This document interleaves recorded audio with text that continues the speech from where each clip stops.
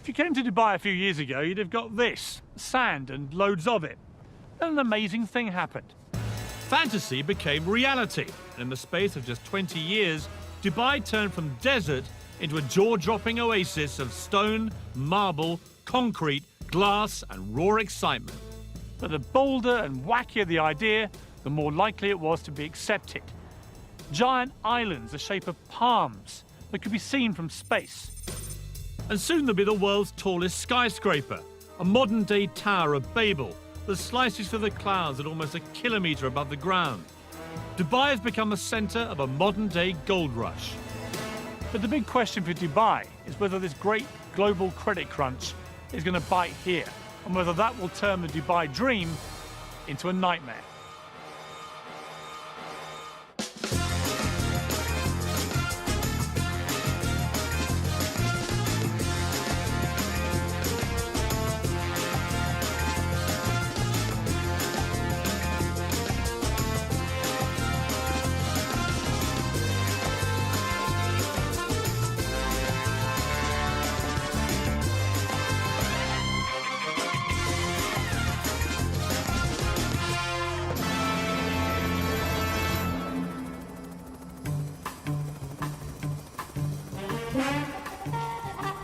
Dubai is one of the 7 states that make up the United Arab Emirates, under the rule of Sheikh Mohammed bin Rashid Al Maktoum. Its reputation as a tax-free haven and land of opportunity has attracted 120,000 Brits, all chasing the Dubai dream. You have both completely lost your marbles. I mean, you have paid $50 million for a load of sand. A dream where your position in society can be elevated overnight and vast riches are there for the taking. It's quite a journey from a secretary on an Oxfordshire estate to this, flogging £17 million apartments in Dubai. In a country where Sharia-based law is dished out on crop-top wearing partygoers, what's it really like to live here? And mixing with the locals, I talk tactics with the man that bought Man City. There's the Burj Al Arab.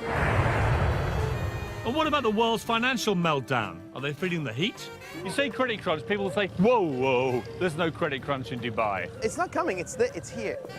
But lurking in the background, behind all of this, is the fact that in just 10 years' time, Dubai's oil will run out. The race is on. If you'd invested in property out here over the past 6 years, I'd give your financial advisor a raise, because you'll easily have trebled your money. But it wasn't for the faint-hearted. 4 miles out to sea is probably the craziest property investment on the planet. For sale, 300 islands that, seen from above, replicate the countries of the world. This is absolutely ridiculous. I've heard about this place, I've seen the pictures, I know all the facts. Until you actually come out here like this and experience it for yourself, you have no idea of the sheer scale of it. 320 million cubic metres of redistributed seabed later, Dubai has not just put itself on the map, but put the map on itself. I'm heading for Britain. Gentlemen, permission to come ashore. Permission granted. Thank you very much. Welcome aboard. Nice to see you. Welcome to the United Kingdom. Well, thank you very much. Let's head over to London, shall Why we? not? Ex-Londoners Safi Qureshi and Mustafa Nagri moved to Dubai 4 years ago. Between them, they've just bought England. Dare I ask how much you've paid for it? Topping over $50 million. You have both completely lost your marbles. I mean, you have paid $50 million for a load of sand. Yeah, it's one view. Tell me some of the stuff What you're are we going to do here? The idea very much is to have some luxury accommodation where you can bring your boat, park it right outside your villa, swimming pools, spas. How many are we talking about? You're talking in and around the 100 mark. Right. 100 villas over here. So you're living in your own private villa, surrounded by, you know, absolutely amazing shorelines, beaches. I mean, you and say views. that, but you're actually surrounded by the French over there and Well- the Germans over there. I mean, they are worryingly close, aren't they? You know, they have got closer, but luckily there's still a bit of sea between us. I'm imagining now these luxury villas here, and even if they went just for $5 million each, I've just worked out you'll make a profit of $450 million, But you have forgotten the cost of construction. which is... We're still working on that one. Yeah, You're still making what I think they call in Balham a nice little earner, aren't you? well, Yeah, Yeah, I guess you could say we might be. I mean, that's a great story. Absolutely. Ballon boy buys Britain. Yeah, it's not bad, is it? Safi is a perfect example of the Dubai dream. 4 years ago, he arrived here skint, having lost everything in a failed internet firm. Now, thanks to a series of shrewd property deals, he's the King of England and looking to invade France. But how did this little-known desert outpost become such a magnet for investors and those in search of a better life in the sun?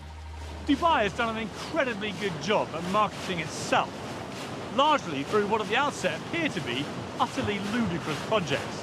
Think Dubai and you think glamour, wealth, and a rich hedonistic playground. Hardly surprising then that back in Britain, wrapped under red tape and trapped under the dark grey skies, so many downtrodden wannabes think this place is utterly irresistible. Although Dubai is twice the size of London, the main action takes place in a frenzied 20-mile strip along the coast. The legendary Dubai Gold Rush can be traced back to 2001, when the law was changed to enable foreign nationals to own property. It coincided with the launch of the most famous of Dubai's artificial island projects, the Palm Jumeirah, which, because it's connected to the mainland, lured investors by the truckload. And my first impression is it's massively bigger than it seems from the sky. Apparently 4,000 properties were sold in the first 72 hours of the project being announced, before a brick had been laid. The weirdest thing about Palm Island is that 5 years ago, I'd have drowned by now because this was all water. Nothing quite prepares you for the sheer scale of their ideas. Palm Jumeirah is so huge, its central trunk supports 2 6-lane motorways. At the tip, 3 miles out, sits Dubai's latest 5-star hotel, the Atlantis, complete with an underwater lost city in a fish tank. The Beckhams acquired a place here, and Ashley Cole and Michael Owen followed suit, creating a Middle Eastern Wag-Sumer. It may look like Brookside on the beach, but having a Palm address is the ultimate status symbol. And living the dream on Frond D is Neil Petch. Neil came out here 14 years ago and now publishes the Dubai version of GQ magazine. Judging by his cars, a Bentley, a vintage Jaguar and a Ferrari, life is good. Okay, here we are, ladies. Throw in a Russian model wife and her glamorous friends, and I'd say Palm living is very good. How much have these properties been going up by in value? Well, about 4 villas on either side of me. No one lives there. People had them as an investment, and they're going up at such a rate that they don't actually need to rent it. I wish I were in that position. I mean, if you bought that one at the start, for example, what would you have paid? Well, that was probably about £700,000, 2.6 million dirhams in our currency. And what would it be worth now? 15, something like that. So around 6 times what you paid for it. Exactly. So it's been an amazing investment for people.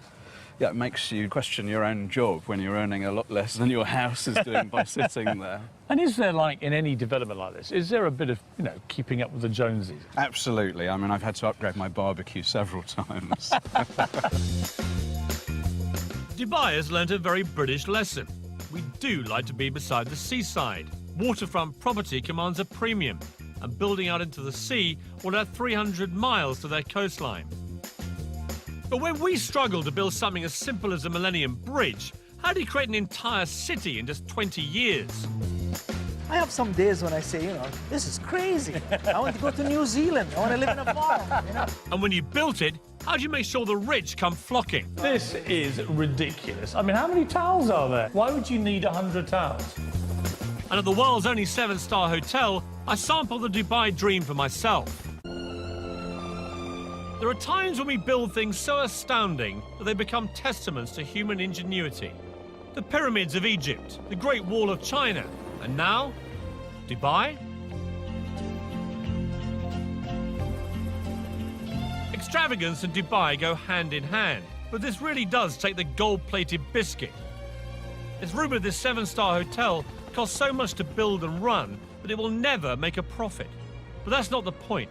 The Burj Al Arab is Dubai's Eiffel Tower, part of ruler Sheikh Mohammed's vision to put this place on the global map.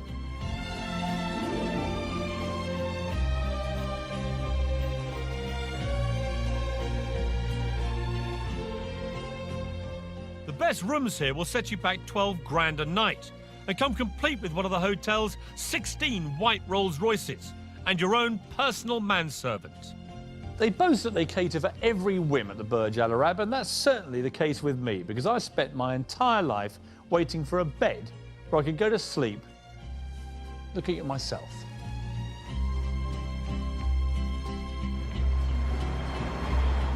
I'm here to meet builder Eddie Mitchell, who I last met at the height of the UK's property boom in Sandbanks, Dorset. Eddie was creating futuristic properties inspired by this hotel. He's been coming here on business for 5 years and is now a Gold Star guest, affording him extra special treatment. Watching you coming in, it was like watching a visit by the Queen. You know, it was like a cast of thousands offering you tea and dates and hand lotions. It's the same every time. My butler that I've had for 6 years, he meets us every time we come here. Whatever time of day, he's at the door. It's like coming home. So, Eddie, last time we met was in Sandbanks, Yeah. where the funny thing was there is that you produced properties like this, which are, you know, by any normal standard in Britain, completely barking mad, futuristic emporiums of glass and concrete and everything else. Out here, you're known as Mr. Boring, because, I mean, that is not even first base, is it? Not really, no, Piers. I mean, you must love it here. It's like a permanent building site. Yes, but probably the biggest building site in the world, and after 30 years of building, I just love it. You're like a pig in a sty, aren't you, Eddie? Yeah, definitely. For those who bought at the start in the Palm or the World or the Burj Dubai, how much money are people making? I'm sure people are making many millions. I mean, I heard of one Chelsea footballer who had a place on the Palm that he's never actually lived in. He paid £400,000 for it, and he's just sold it for £3.5 million. Yeah, that's what he would have paid 6 years ago. And he would now make £3.5 million? Yeah, definitely. Without setting foot in the place? Yeah. How have I missed out on this again? We should have came here 6 years ago. No, but you always seem to pop up in these places at the right time. I went to Sandbanks right at the peak. I've come to Dubai right at the peak. What I need to do with you, Eddie, is stick with you in the down times. Well, you can come on site and be a builder if you want, Piers. The great thing about Dubai is there's always a stunning new location to practice your golf.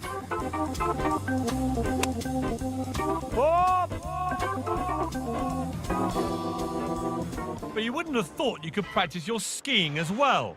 This is Ski Dubai. It's 45 degrees centigrade out there, and in here, -4. In fact, it's absolutely bloody freezing. The thing about Dubai is that the crazier the idea, the more likely it is to be accepted. There are many extraordinary feats of construction underway in Dubai at the moment. A few more remarkable than this. It's going to be the biggest theme park in the world. It's going to be 107 square miles. Or to give you some idea of perspective, bigger than Birmingham. But even more extraordinary is the fact that they boasted that the catchily named Dubai Land would be finished into 7 years. Achieve that in the current economic climate, and I'll eat my sunglasses. This is a model of what the theme park will look like, and quite frankly, it's one of the most breathtaking things I've seen in my entire life. There are going to be life-size replicas of the Taj Mahal, the Eiffel Tower, the Egyptian pyramids, even Big Ben and the Houses of Parliament. There's a Las Vegas-style strip, only it's 4 times as big as Vegas. There's only one word for this: bonkers. But in Dubai, biggest is best. This humongous fish tank is built inside the world's biggest shopping centre, next to, yes, you're way ahead of me, the world's biggest building. I've been to lots of tall places in my life. The Empire State Building, Eiffel Tower. I worked at Canary Wharf for 10 years. But I've never, ever seen anything quite like this. The Burj Dubai is already 720 metres tall, making it the highest building in the world. But the really scary thing is it's still growing. be the most unnecessary sign of all time. Please don't lean on the doors. The sheer bravado of this structure beggars belief. They're even adding a new story every 3 days. It's another part of Sheikh Mohammed's plan to make sure Dubai stands out. The final height is still top secret, but the ambition is to be almost double the height of the next tallest building on Earth. The Earth's vanishing. I've never been this high in my life anyway. Mr. Ali Alabar, the 5th most powerful man in Dubai, is chairman of Emaar, the government-backed construction company building the tower. So we're right in the middle here on floor 160. We're 611 meters up. Yeah. There's still, as I can see, I mean, there are 20, 30 floors more already under construction. Yeah. Does it wobble, this? I mean, does it move around? No, it doesn't move much. Do you know how far? I think if it moves maximum, probably move this much. Who's going to be here? I mean, who will be on these floors? I think indeed these are office floors. People have bought private apartments here too, right? Correct. Yes. What was the most expensive one, do you know? A whole floor could probably cost you about $45 million, a whole floor. Oh, bargain. Yeah, it's a bargain compared to London prices, of course. You know Sheikh Mohammed better than many people. How would you describe him? I've been with him 15 years, and there are times when his energy is so unbelievable. This building here, the first time we've designed it was 90-story, and the meeting was 1 minute. And His Highness said, no. I said, okay. So I did, I think, about 120. He said, no. So I just brought a chart of all the tall buildings in the world, and I put in this building. And he said, okay, how much taller than the tallest? I said, well, we're about 40% taller. He said, good, you go.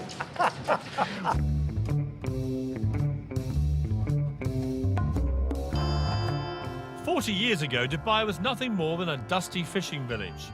The then ruler, Sheikh Rashid, had a vision to transform it into a hub for the world, as a port and as a tax-free business centre. It was an extraordinary and bold move. The philosophy was simple: build it and they will come. And come they have. Now, under the rule of his son Sheikh Mohammed, the vision continues. Dubai often feels more like a corporation than a state. That's because just three things matter here: business, finance, and success. Unlike in Britain, where huge developments can get bogged down for years in red tape and bureaucracy, over here they can go up in months. And the reason is quite simple: Sheikh Mohammed. Whatever the Sheikh wants gets done, and fast. Of course, being able to use millions of cheap workers from Southern Asia has made it all possible. In 2007, accusations were made of slave labour conditions, so Sheikh Mohammed set up a confidential free hotline for construction workers to report any abuse. As a result, conditions have certainly improved. But each year, UAE workers send home an estimated £4 billion in wages, so a recession in Dubai would have serious global implications. But trying to get anyone to actually talk about the possibility of economic downturn here in Dubai was like trying to get blood out of a stone. I turned to Michel Kanu, a billionaire businessman from the 9th richest Arab family in the world. Are you totally sold into this vision, or are there going to be problems, do you think? Well, now there's going to be a lot of economic upheaval globally, and it's going to come and affect us. See, no one mentions that here. I know. You say credit crunch, people will say, whoa, there's no credit crunch in Dubai. In the Arabic culture, to say something, if you say it out loud, there's a perception that it'll happen. So we don't even call cancer cancer, we call it the disease that can't be mentioned. It's the same mentality. Is there a credit crunch coming in Dubai? It's not coming, it's here. It already exists. Now, for people to come and say, you know, this is the end and death of this area, it's not going to be the death of this area. What's going to be is a natural timeout, if you want, allow things to come back to its normal position and then move forward. Dubai, I think, is a good place to be if you're looking at 15, 20 years down the road. Because if you're looking at 2 years down the road, God knows what's going to happen in the next 2 years in terms of global finance. During the boom times, Dubai was the hottest property market in the world. The carrot that had expats scurrying here faster than a bleached blonde to a footballer. Helen Tatum is typical of those that came chasing the Dubai dream. She landed here 4 years ago and owns Dubai Luxury Homes, one of the most successful estate agents in town. Today, she showed me a flat aimed very much at the not-so-poor. Amazing views, vast amount of room. I mean, how big is this? It's 13,400 square feet. The master suite takes at least a third of the apartment. So it's all about the bedrooms out here, is it? Exactly. And what would it cost if you wanted to buy this? £17 million. Wow. Who would buy a place like this? I mean, who's living in this block? Yeah, I mean, discretion is the word, but I mean, we've got sporting personalities, we've got presidents of countries. 15 times the size of the average house in the UK. Who said size doesn't matter? I mean, it's just humongous. Yeah. This is not even... apartment is too loose a word. Well, this is hello! I mean, it echoes. I mean, it's unbelievable. I mean, look at it. It's not a kitchen, it's a restaurant. That's the children's bedroom. Of course it is. How silly of me. Here's the bathroom. This is the bathroom. I mean, this they is... take a lot of care over the bathroom. This is ridiculous. I mean, how many towels are there? There must be 100 towels in here. Why would you need 100 towels? I mean, it is just opulence on an almost regal scale, isn't it? It is. It's a staggering apartment. Perfect for your average multi-millionaire. This great view. Amazing view. But maybe not so good for a billionaire. Which is why the next phase will have its own heliport on the roof. That is going to be just going for a higher level altogether. That's going for your billionaires rather than just the millionaires. And it's going to have its own helipad, and you know, they're working on their own immigration so that you can just jet in and... Well, this is so some Russian oligarch just lands on the roof, and out come immigration officials. Right. Yeah, incredible. What's a nice girl like you doing, flogging £17 million apartments in Dubai? I don't know, it just happened 4 years ago. Set up my own real estate company, and What were you doing back in Britain? I worked on a country estate in Oxfordshire. Doing what? Doing what? As the estate secretary. You're a secretary? Estate secretary. Estate secretary, sorry, I don't want to diminish your role, but I mean, it's quite a journey from a secretary on an Oxfordshire estate to this. Yeah. And you're now glimmering in diamonds and Rolexes and stuff. So life's been good for you, right, Helen? It has. Thank you.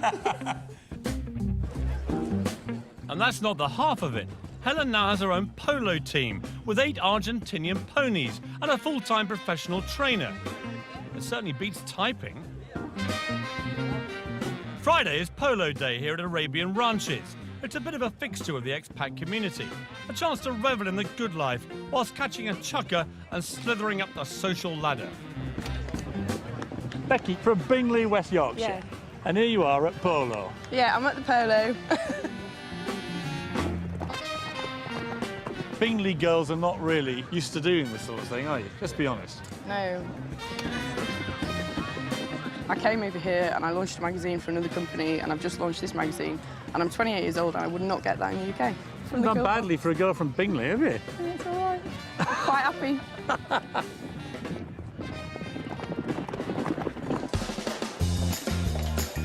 It's easy to get drawn into the good life in Dubai. Like the buildings that are going up, somehow out here, your expectations are, well, just higher. But to live up to those expectations, you're going to have deep pockets, especially if you fancy a personalised number plate. I have the 93. And how much was that? $2 million. $2 million? Yes. And I'll find out what it's like to live where hedonistic Western playgrounds exist in a country governed by strict Muslim values. I wanted to get an Arab perspective on Dubai. Fortunately, the man that bought Manchester City, Dr. Suleiman Al Fahim, has a house here. He's made a fortune in property and is the Alan Sugar of Arabia, with his own apprentice-style TV show and even his own catchphrase. Impress me. When he said he'd show me around the city, I didn't realise he meant in his own private jet. He impressed me.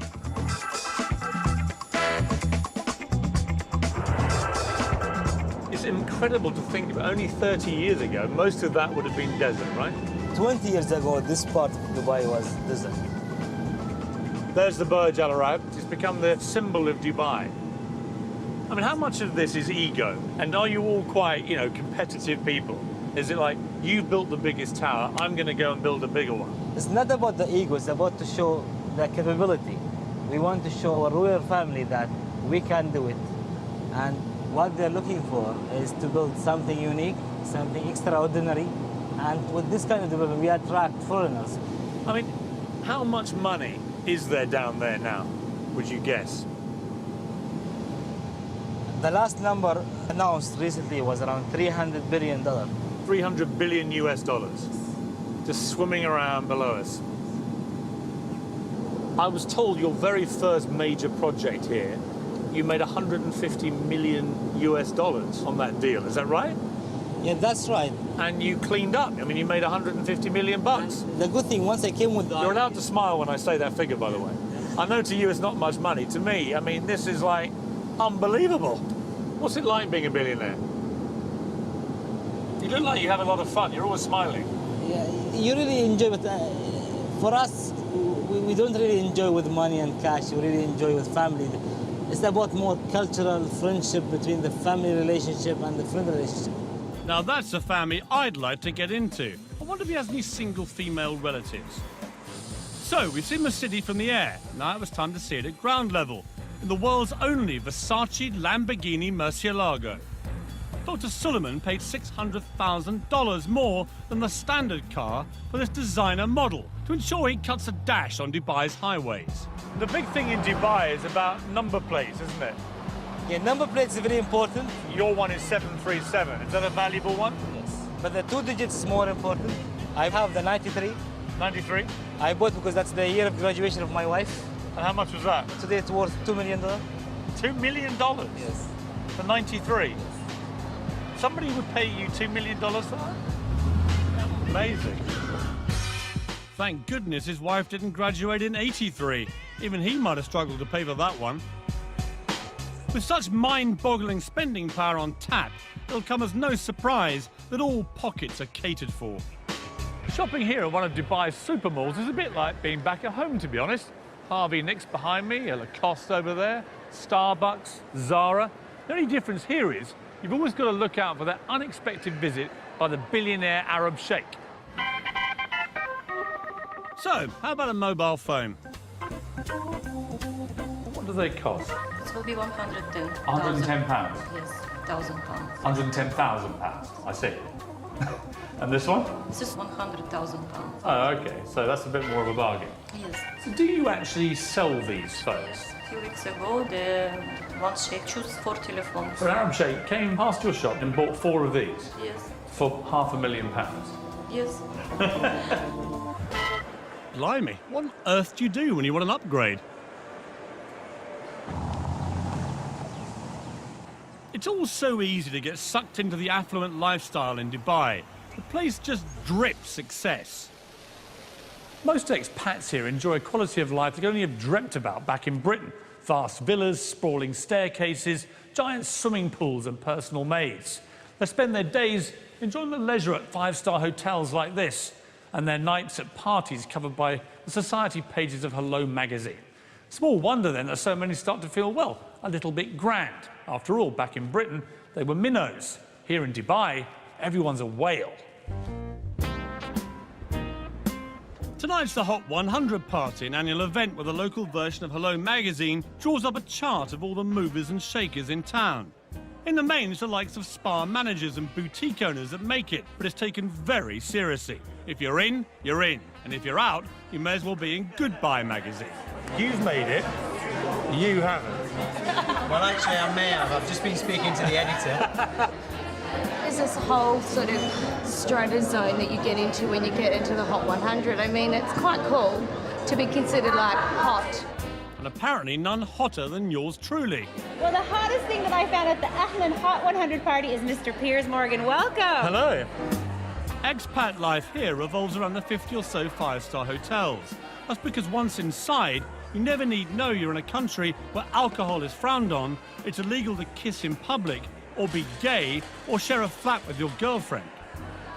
Dubai knows it needs Westerners to succeed, and so deliberately turns a blind eye to goings-on, providing they go on the private property of the hotels, a kind of expat bubble where life is good and intoxicating.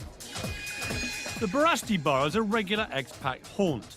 It's not far from where a couple of Brits were recently arrested for having sex on the beach, although I believe that might be illegal back home as well. Enjoying yourself in a slightly more legal way, It's 46-year-old mother of two from Birmingham, Karen Brady. Dressed to kill tonight, Karen. Always, always. Is this your nightly This is garb? generally, yes. Generally. Less is more. Less is more. Less is definitely more. And what's it like? I mean, the nightlife here. Every single night you can party without fail. Come out here, party. It's like non-stop. And you get drunk? Frequently. And are you making loads of money here? Absolutely loads, millions. No, So you here, came loads for of the friends. money and the parties? Absolutely, yeah. In what Absolutely. order? Well, first money, then the party. And what's the man scene like here? I'm not looking for a man. I'm just here enjoying myself. I've been married all my life, and I'm not doing that anymore. But you go on dates here and stuff? Sometimes, yeah, I do, yeah. I like to have dinner with intellectual men, but I generally don't fancy them. Right. Well, we should go for dinner then.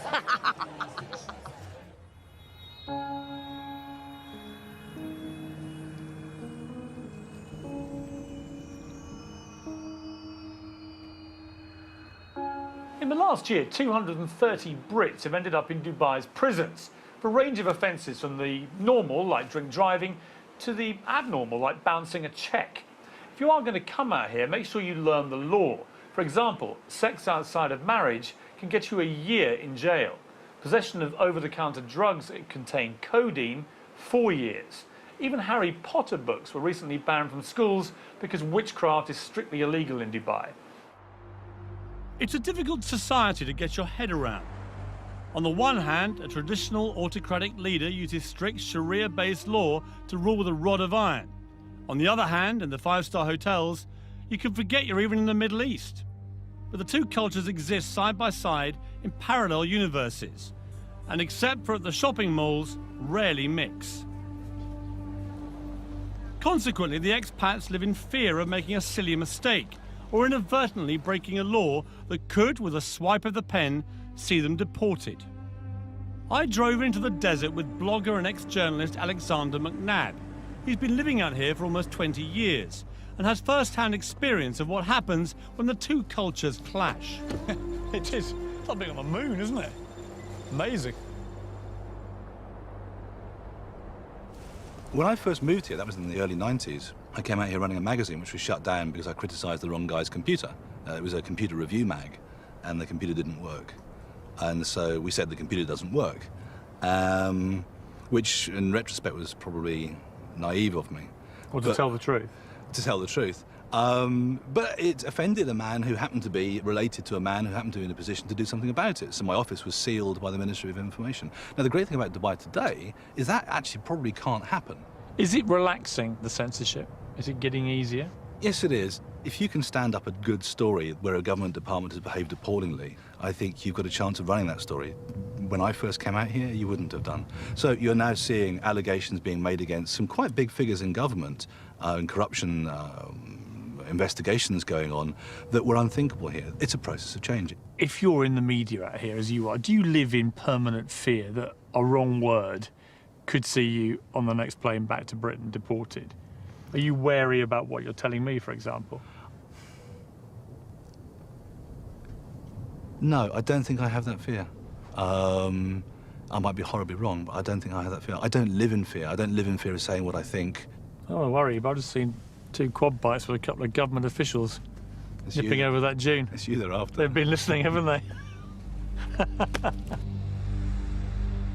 Part of the problem lies in the fact that the Sheikh can change laws virtually overnight. Tenants and landlords who ignore the villa sharing ban could be fined up to 50,000. While we were filming, in an attempt to stop overcrowding amongst unskilled workers, it was decreed illegal to share property with anyone except close family. If you're thinking of coming out here, make sure you do your homework. Disconnecting water and power supplies. Super. I'm off to meet an old friend, Patty Parfitt. She moved out here with her son Harry after separating from her wayward husband Rick, guitarist of Status Quo. She'd been out here on holiday and thought Dubai would be the ideal place to change the status quo and mend a broken heart. A year on, however, and the Dubai dream is turning sour. Patty, Hello. how are you? Oh, I'm good, thank you, How Tom. lovely to see you. And you, how are you? The last time I saw you was on a Status Quo tour bus. We don't talk about that. Welcome to my home. So this is your lovely piece of Dubai paradise. This is Very nice. this is our little hacienda. So this is the lounge. Yeah. This four-bedroomed house is typical of the expat family lifestyle out here. Inside landscape gated communities are miles from anywhere. So this is the kitchen. Thankfully for the neighbours, it's detached. So, Paddy, you're in a very nice place here, but it's half an hour inland. What would you pay here for your rent? What do you... Oh, you're going to die. £32,000 for the year. And you have to pay Wow. up front in Dubai. So you had to write a cheque for £32,000? Yeah. For a year's rent in advance? Yeah. See, that strikes me as pretty expensive. It is. I mean, it's ridiculous So rent. your rental is up for renewal. What are you going to do? I'm taking it for 6 months, and then I just see how I go there. And what are they going to charge you for that? £27,000. What? In 1 year, they've nearly doubled it? Yeah. So, be warned, if your employer's not subsidising your rent, you'll be in for a nasty shock. It's terribly expensive in Dubai. It If you get this really idea of is. this wonderful tax-free haven, Yeah. everything's dirt cheap, so it's not really like that. No, and you know, I don't want to spoil anybody's holiday or dream to move to Dubai, but you really got to look at it because it's not all what it's cracked up to be. People who are watching this are going to be thinking, I quite fancy coming to Dubai. Yeah. And yet you seem to have fallen slightly out of love with the dream. Yes, I have, haven't I? Oh God, where do I go now? I do miss my friends. I do miss my family, and it is difficult to meet people over here because everybody's basically it's family. And when I go out, I am a threat. I bet you are. How old are you? 57. I mean, that is amazing. Yeah. Recently divorced. To a rock star. Long bombshell. Used to be with a rock star. You are public enemy #1 for these women. Fantastic. That's rock and roll. So what does the future hold for Dubai? I'll be looking at the changing face of society here as it opens its doors wider to Western values. Could their secret defence against the credit crunch come down to a few familiar faces? Try some of these. God, that's disgusting. And just how much are they prepared to spend to make sure Dubai does become the greatest city in the world? Eyelid will be getting millions. Multi-millions. Multi-millions. In the UK, we've taken thousands of years to develop our laws and customs, whereas Dubai has had just a couple of decades to try and find common ground so the 205 nationalities can happily coexist. Consider this, just 1.3 million people live here. Of those, 200,000 are Western expats, 900,000 are Asians, mainly workers, and that leaves just 200,000 local Emiratis. To put that in perspective, imagine living in Britain, where 5 out of 6 people were foreigners. And when you think of it like that, you kind of begin to work out that Dubai is actually quite a tolerant place.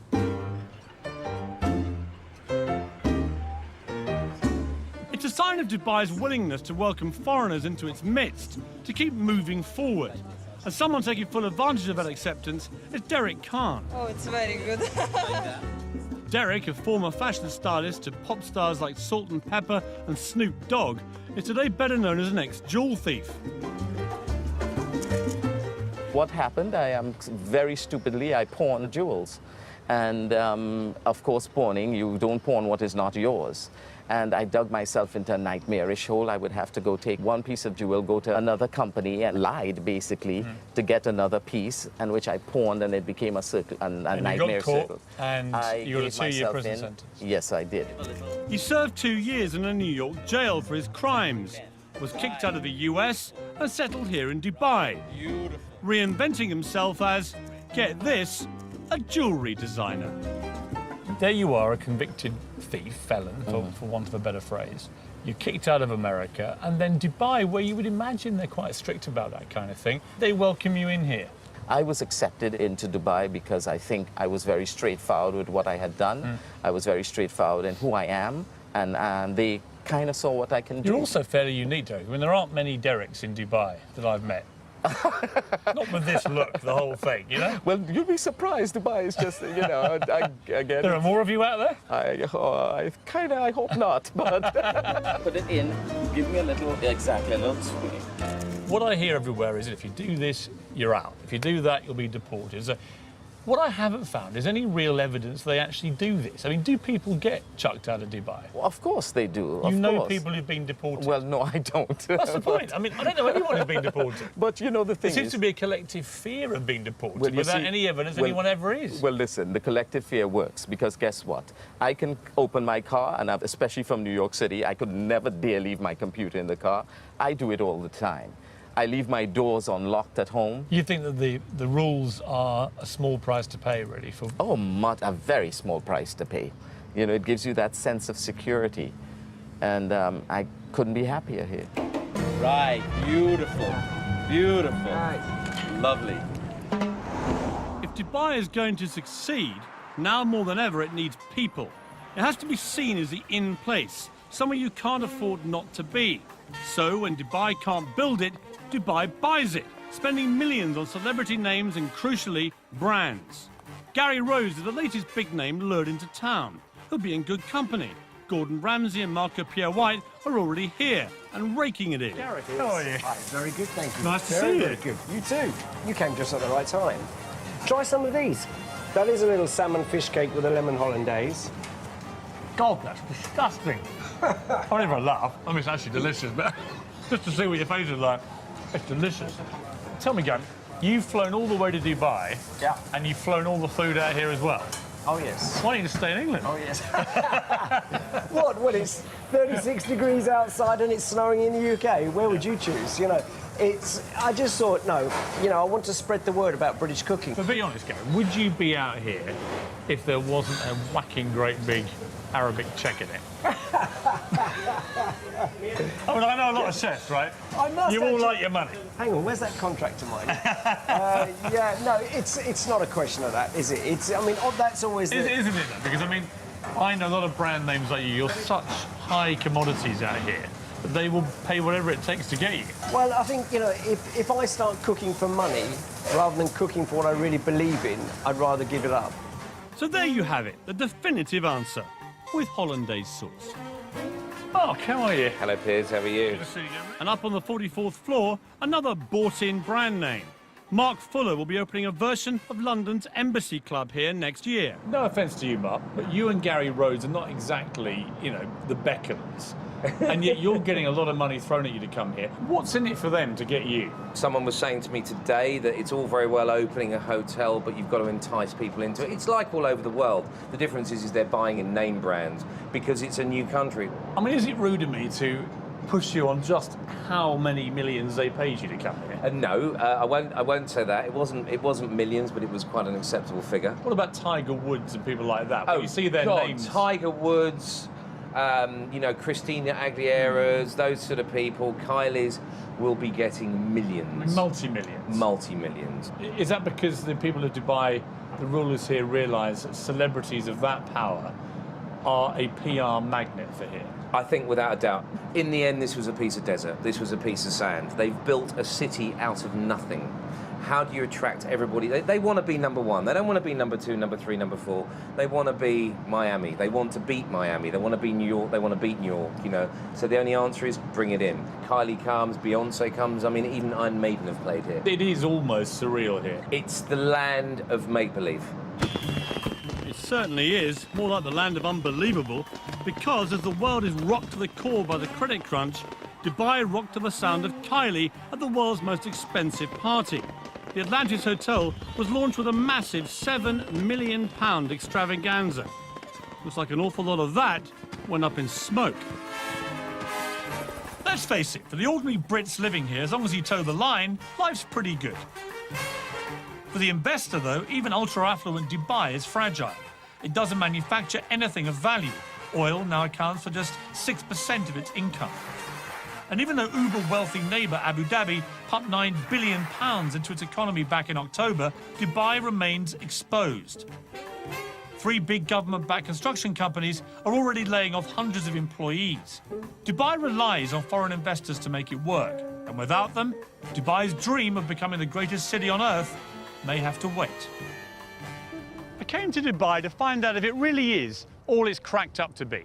And the answer, if you like sun and fun, glitz and glamour, is a resounding yes. As for the credit crunch, everyone I've met here says the same thing. Dubai won't just survive, it will thrive. And that's because it's bursting with ambition and drive, all led by one man's extraordinary vision and an utter determination to turn this place into the biggest and most successful city in the world. As for my part, I think I'll borrow the favourite phrase of the British builder. It'll be all right when it's finished.